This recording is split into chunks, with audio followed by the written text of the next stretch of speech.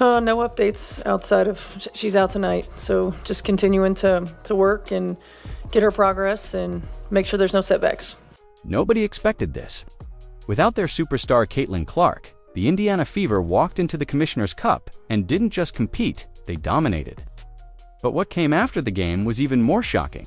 Kelsey Mitchell and Aaliyah Boston stood in front of the cameras and dropped a statement that sent shockwaves across the league. It wasn't a jab. It wasn't subtle. It was a message to everyone who had counted them out, and it changed everything.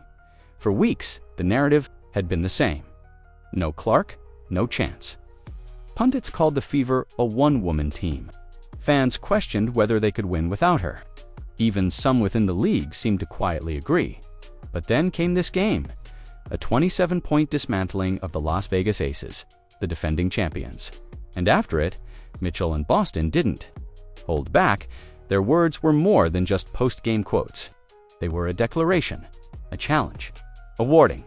This wasn't about proving themselves to the world, it was about reminding the world they had been here all along. This intro isn't about Caitlin Clark, it's about the team that stepped out of her shadow and burned the whole narrative down. I mean, organizations go through certain things. There's lulls in every part of life, and I think for us in the Fever, it was our time. The story begins not with celebration, but with uncertainty. Heading into the Commissioner's Cup showdown, the Indiana Fever were on the brink. Caitlin Clark was sidelined with a groin injury that rattled the entire franchise. Their offensive anchor, their national icon, and the face of their transformation wasn't suiting up. Even worse, veteran DeWanna Bonner had stepped away from the team, leaving a gaping leadership void. Most analysts agreed the Fever were walking into a storm against the Las Vegas Aces. And this wasn't just any team. This was the reigning champions stacked with stars like A'ja Wilson, Kelsey Plum, and Jackie Young. The Fever hadn't beaten Vegas since 2019. It was supposed to be a bloodbath, and yet, something felt different inside Gainbridge Fieldhouse. The crowd was electric, almost defiant, as if the fans knew something the league didn't. The first quarter started with sharp ball movement, intense defense, and fearless drives to the rim.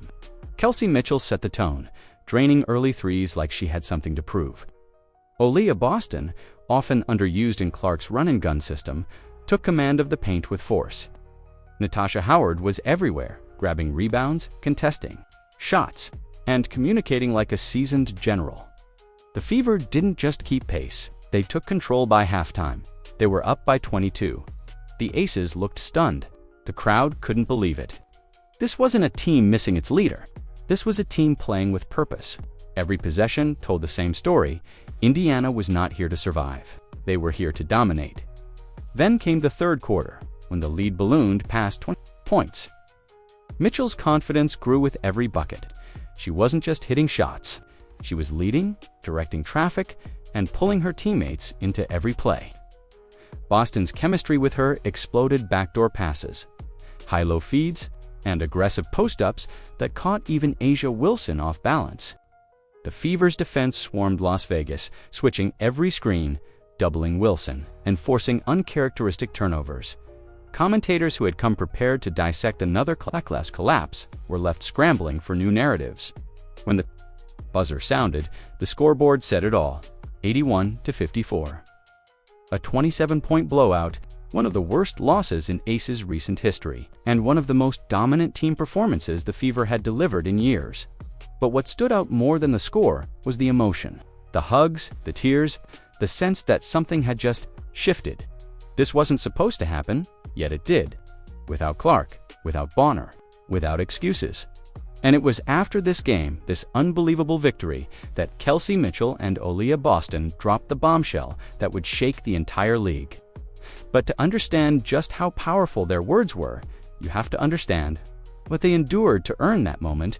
This game wasn't just a win, it was a turning point, and the league didn't see it coming. We talked about, we just made sure that our energy was high, made sure that we were focused, because obviously we know Vegas is a great team and they're a team full of winners. And so for us, it's making sure that we turn the page off of a great Commissioner's Cup success, and then we have to be ready for Vegas, and we were. When Caitlin Clark went down with a groin injury, it felt like the floor had collapsed beneath the Indiana Fever. Clark wasn't just a rookie, she was the playmaker. Her absence forced the team into unfamiliar territory. The fast break opportunities vanished. The dynamic spacing disappeared. Suddenly, the Fever were left without their floor general, and the offense sputtered like an engine missing its key. The immediate aftermath was messy.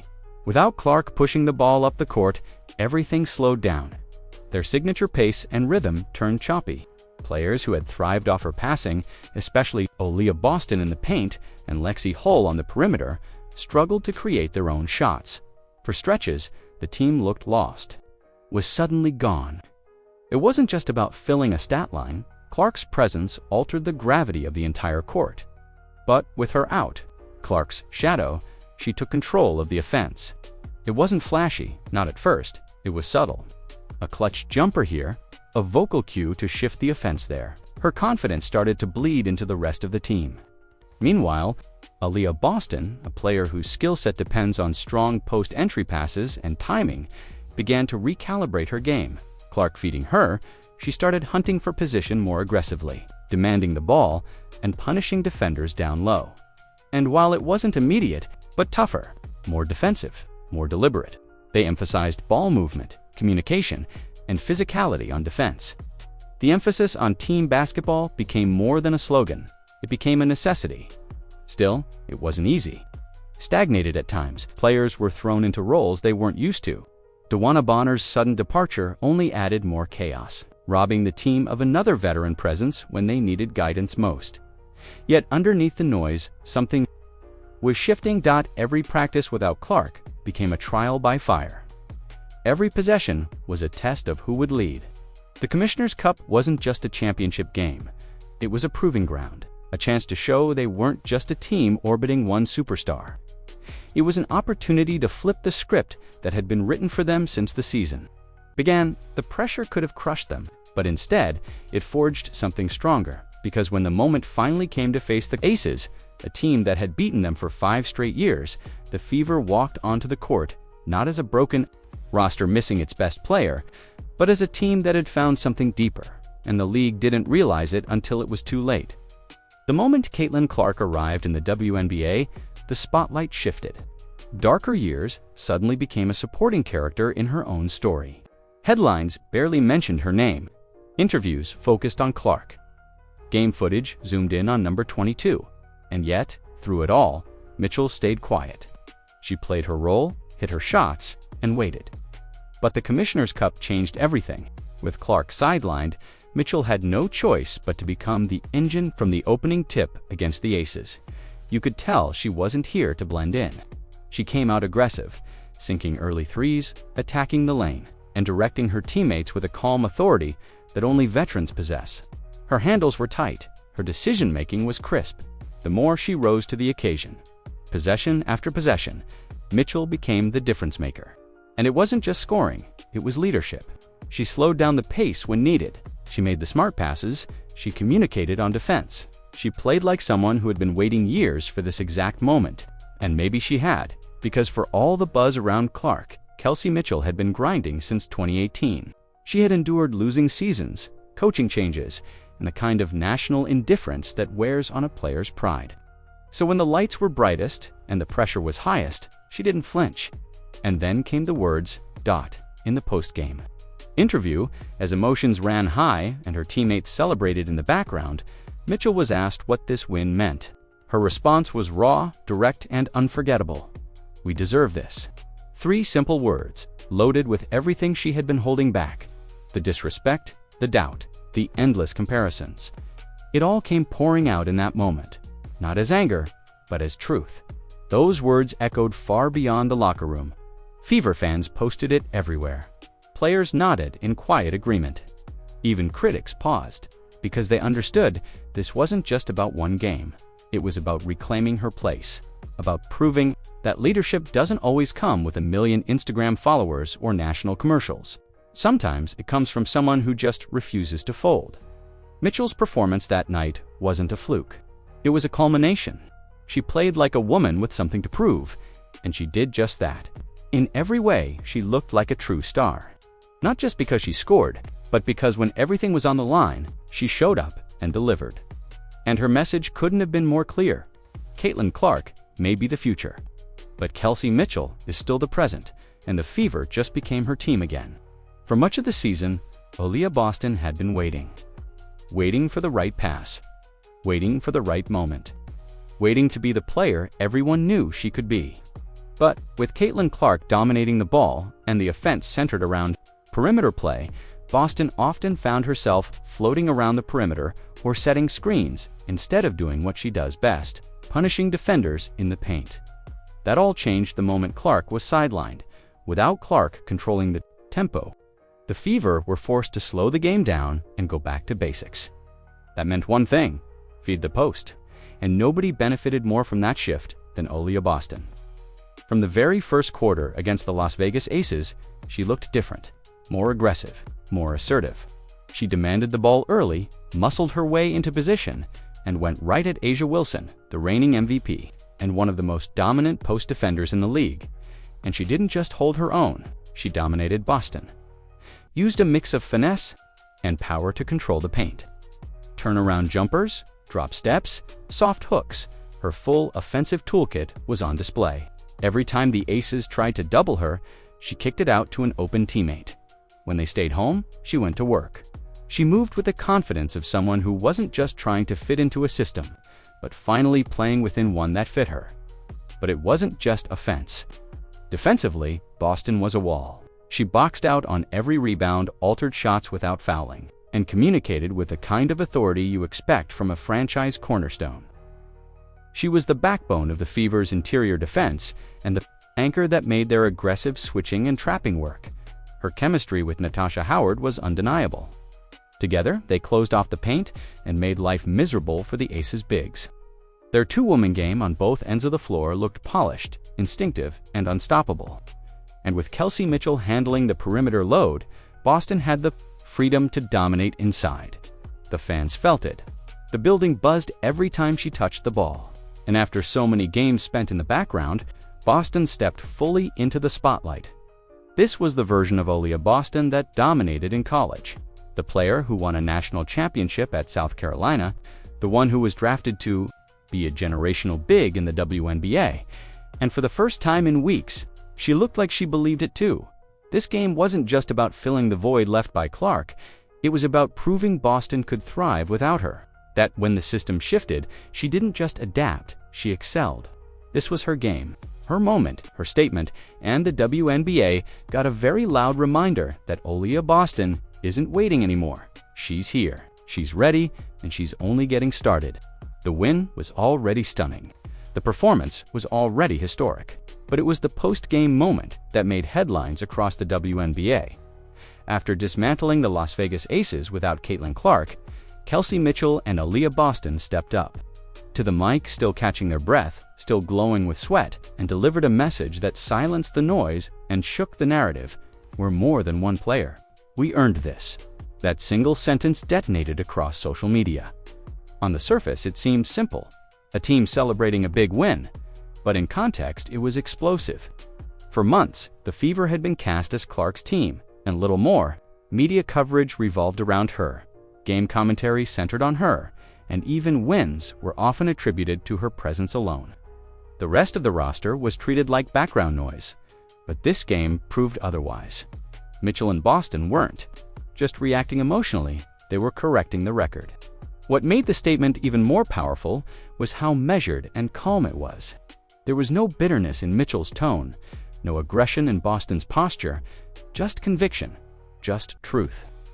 These weren't two players asking for attention. They were two leaders reclaiming it. The timing couldn't have been more precise, coming off a Commissioner's Cup victory without their most celebrated player. They finally had the platform and the scoreboard to speak from strength, and they knew it. Their words also served as a wake-up call to the league and the media. For too long, the story had been simplified. The Fever rise and fall with Caitlin Clark. But here was undeniable proof that Indiana had depth, leadership, and resilience beyond one rookie's impact. Mitchell had taken over the offense. Boston had dominated the paint. Howard had anchored the defense. This wasn't a one-woman show. It was a team built on battles, chemistry, and belief. Teammates rallied behind the statement. Natasha Howard nodded as Mitchell spoke. Ari McDonald reposted the quote with a flame emoji. Even players from other teams chimed in, expressing respect for the boldness and unity behind the message. Fever fans flooded social media, echoing the sentiment with comments like, "We've been more than one player, and this team's got soul." And while Caitlin Clark was not the target of the statement, the implications were clear.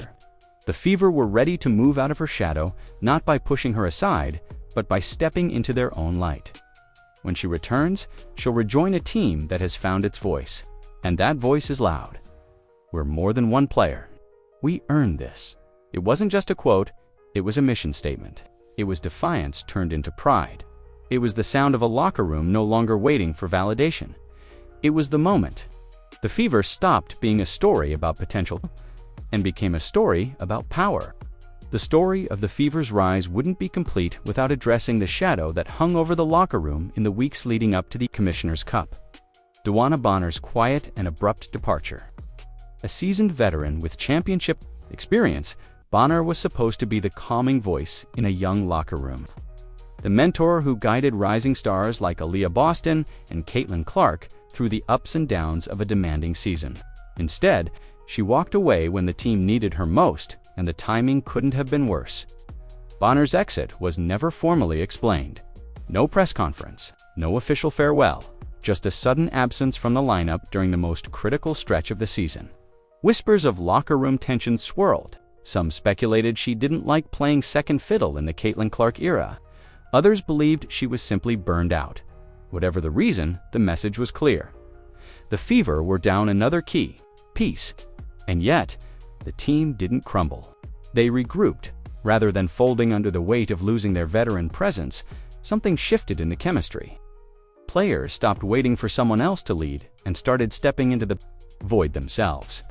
Kelsey Mitchell became more vocal on the court, pointing, directing, pushing her teammates to communicate and stay focused. Natasha Howard started rallying players after every stop. And Boston, always quiet but fierce, began asserting herself, more confidently in the huddles. The Fever, without Bonner and without Clark, didn't shrink. They expanded. What should have been a breaking point became a breakthrough.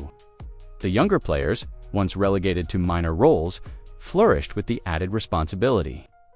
Ari McDonald attacked the rim with confidence. Lexi Hull brought a level of grit and hustle that disrupted opposing offenses. The minutes that would have gone to Bonner were redistributed to hungry players eager to prove they belonged. Ironically, Bonner's departure may have been the spark the team needed to find its true identity, not a hierarchy built on veterans and rookies, but a unit built on mutual trust, shared effort, and relentless energy. The Vegas game became a perfect reflection of that transformation. No one looked to a single leader. Everyone contributed. Everyone trusted the next pass, the next rotation, the next teammate. That kind of cohesion doesn't come from one voice in the locker room. It comes from everyone realizing they have one. As the final buzzer sounded, it was clear. The Fever didn't need to rely on veteran leadership to define who they were anymore.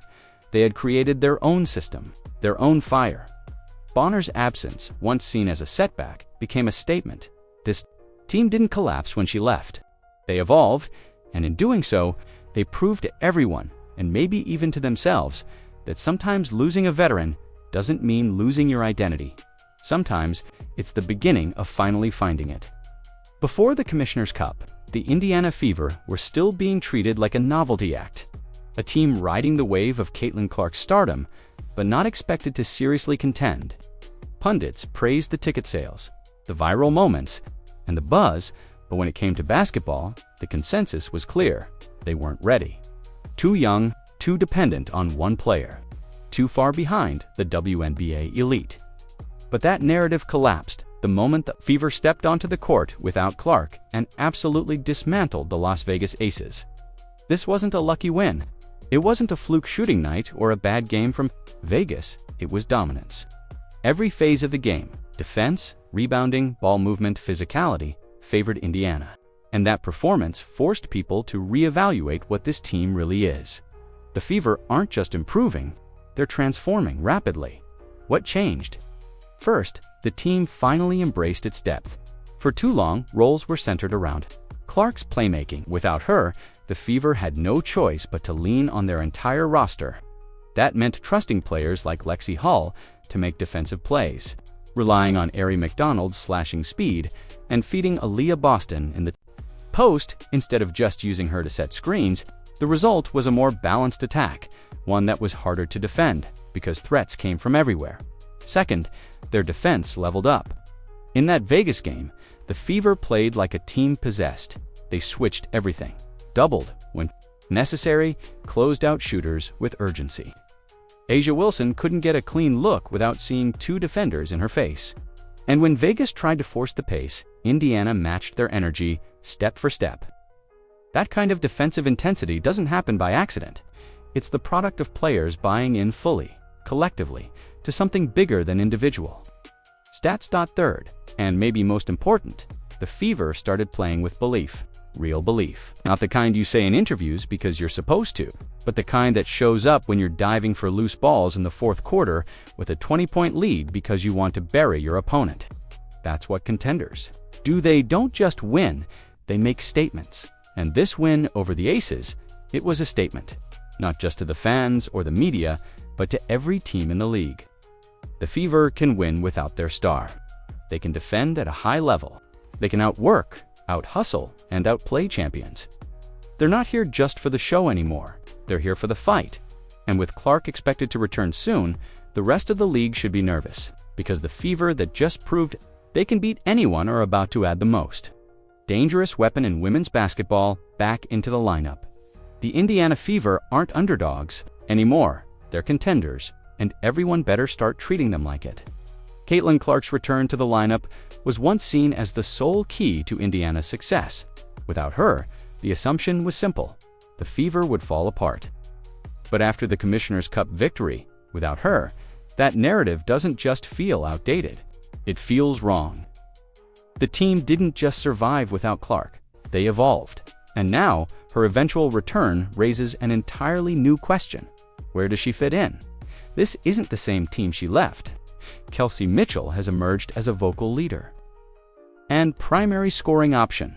Aliyah Boston has stepped into her role as a dominant post presence, demanding touches and reshaping the offense around her inside game. Natasha Howard has anchored the defense with championship-level intensity. And players like Aari McDonald and Lexi Hull have grown more confident with increased minutes and responsibilities. The Fever aren't just functioning there, thriving. So what happens when Caitlin Clark returns? On paper, it's a dream scenario. Adding Clark's elite court vision, deep shooting range, and high-Q play to a team that just dismantled the defending champs should elevate Indiana to an even higher level. But real basketball doesn't always follow the script. Chemistry is delicate, roles have shifted, confidence has grown. The team has found its voice, and Clark will now have to rejoin a squad that no longer needs her to carry the full load. This is uncharted territory for Clark, who has never played second fiddle in her life. From high school to Iowa to her WNBA debut, she's always been the focal point, the offensive engine, the leader. But this version of the Fever doesn't need a solo act. They need a teammate, a facilitator, someone who can blend her brilliance into a system that's already working. And for Clark, that's going to require adjustment, not just physically as she works back from injury, but mentally. She'll have to trust the players who proved themselves in her absence. She needs to find a balance between asserting her talent and deferring when the moment calls for it. It's not about shrinking, it's about evolving. There's also pressure from the outside. Fans will expect instant results. Critics will dissect every possession. But Clark now returns to a team that's not waiting to be saved. They've already figured out how to win. In many ways, this could be the best thing that's ever happened to her career. Instead of being asked to do everything, Clark now joins a battle-tested team that knows how to fight with or without her. If she buys in, adapts, and amplifies what's already working, the Fever won't just be dangerous, they'll be unstoppable. Her challenge now isn't to take the team back, it's to move it forward. And if Caitlin Clark rises to that challenge, the rest of the league should be very, very afraid. What the Indiana Fever accomplished without Caitlin Clark wasn't just a win, it was a seismic shift. They dismantled the defending champions, silenced doubters, and proved they are more than one player. Kelsey Mitchell reclaimed her voice. With clutch leadership and a simple but powerful message, "We deserve this." Aaliyah Boston dominated the paint, finally unleashed in a system that let her shine. And the team as a whole embraced the challenge, showing grit, unity, and a level of play that demands respect. DeWanna Bonner's exit didn't break them. Clark's absence didn't derail them. Instead, both moments sparked a transformation. The Fever found their identity not by relying on one star, but by discovering the strength of their collective. Now, with Clark on the verge of returning, the question isn't whether she can carry them. It's how she fit into a team that already knows how to win. This wasn't a fluke performance. It was a warning shot. The Indiana Fever aren't just building toward the future. They're here, they're loud, they're dangerous. And for the first time in years, they're playing with something no box score can measure: belief,